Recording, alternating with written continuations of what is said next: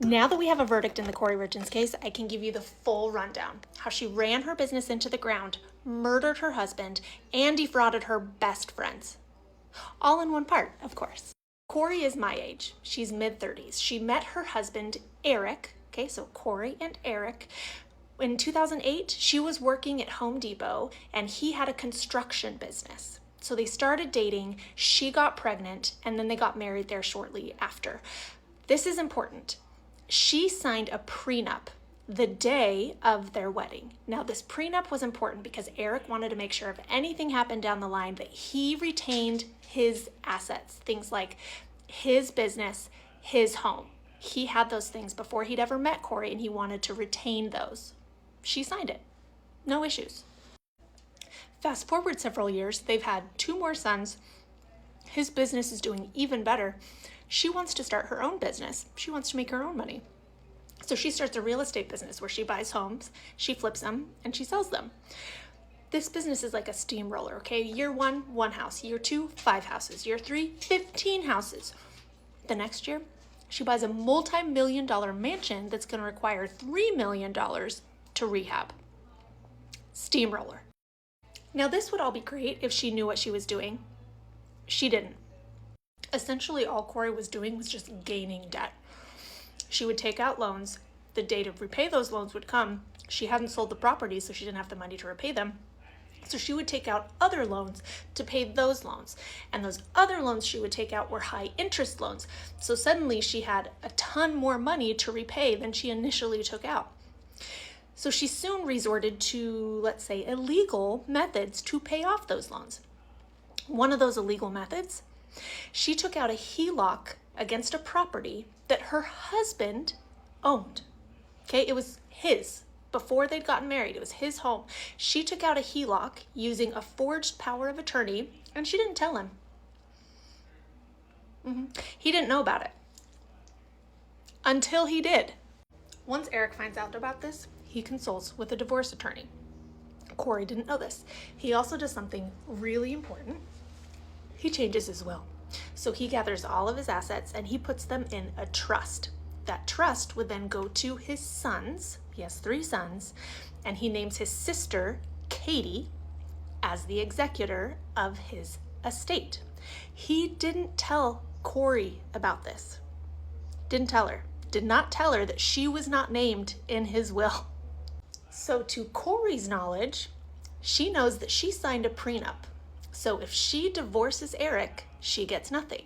But she thinks that if he dies, she would get his estate. Why wouldn't she? She's his spouse. Now, Kouri's runaway business is just gaining and gaining in debt. And do you remember when I said that she bought a multi-million-dollar mansion that was going to require $3 million to rehab? She had no way to get that $3 million. No way. Banks had stopped lending to her. What was she going to do? She had no way out. No way out. Except for one. She decided to murder her husband. Let's fast forward to February of 2022. This was maybe a year after that had happened, not even a year after that had happened. Kouri writes a note, a Valentine's Day note to Eric, and she buys him a sandwich and she leaves them in his truck. She then leaves. Eric starts to eat said sandwich, okay? He then feels violently ill. Violently ill. Okay? He has an EpiPen with him, maybe some Benadryl, so he takes those and he starts texting his friends, telling them what's going on and how he's feeling. He texts Kouri too and tells her like something's really wrong.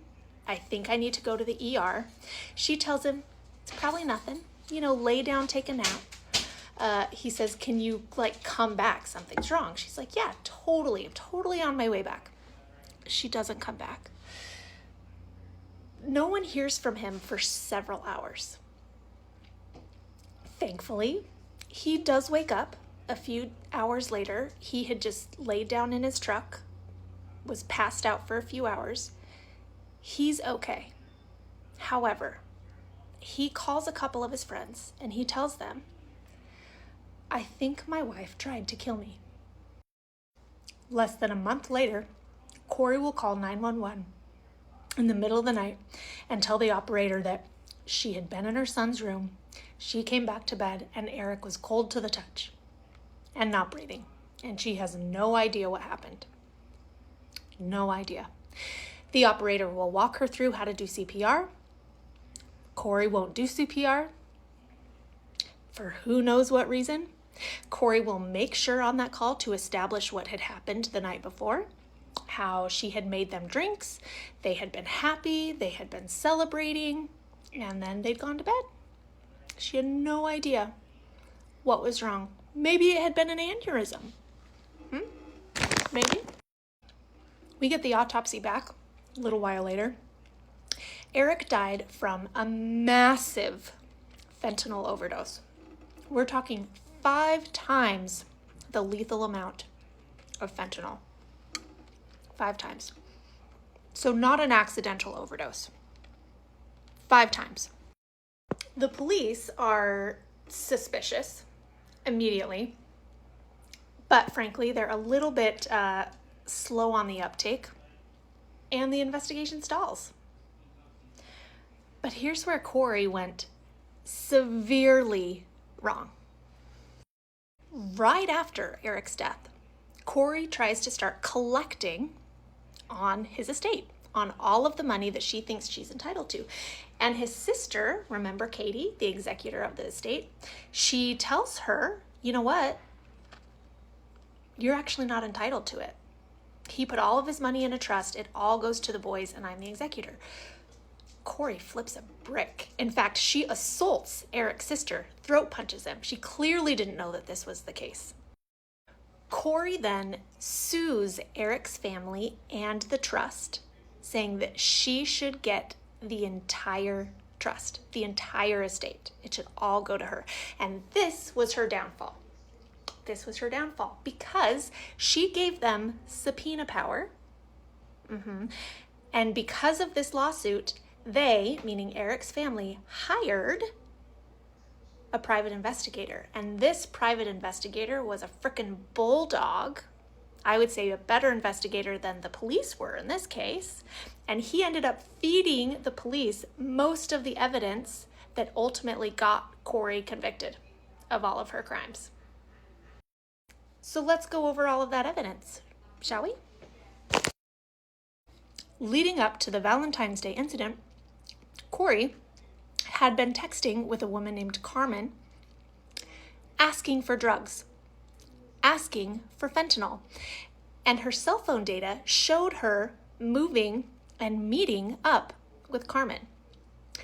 She met up with her again shortly before the day that Eric died. Suspicious. She also forged Eric's signature on a life insurance policy a week before his death. It might have been a month. Very shortly before his death, she forged his signature on an additional life insurance policy. Did I mention that she was also in a secret relationship with another man? And that she had texts with him saying, I have this crazy dream where I come into millions and we get married. And my favorite piece of evidence is a letter the police found in Kouri's jail cell where she's concocting the story that she wants her mom and brother to tell on the stand during the trial. She's saying, tell police that Eric would go to Mexico and he'd get drugs in Mexico and he'd smuggle them back. Tell them he told my brother about it, but my brother wouldn't tell me about it. That's why there's no evidence of it. There's nothing in our texts or anything like that. Kouri was ultimately found guilty of murder, of insurance fraud, of forgery, and of attempted murder. All that's left is sentencing. She could either get life in prison without the possibility of parole or 25 to life. It's scheduled for May 13th, and in a sweet twist of irony, that is Eric's birthday. The victim, her husband. Yeah, we're going to get to hear victim impact statements on his birthday.